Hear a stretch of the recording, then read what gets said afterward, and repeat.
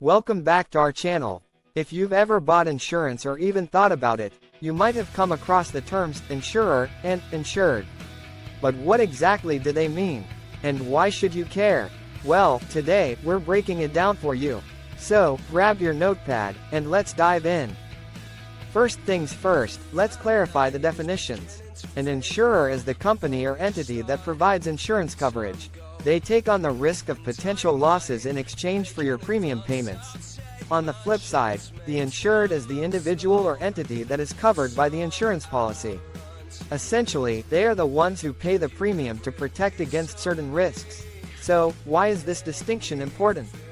Well, understanding your role can make a huge difference in how you navigate your insurance policies.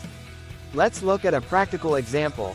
Imagine you're driving your car and, unfortunately, get into an accident. Here, you, the driver, are the insured, while the insurance company that covers your car is the insurer.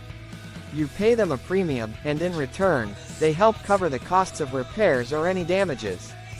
Now, here's a quick checklist to remember the key differences. 1. Insurer provides coverage, while the insured is covered. 2. The insurer assumes risk, and the insured pays for that peace of mind.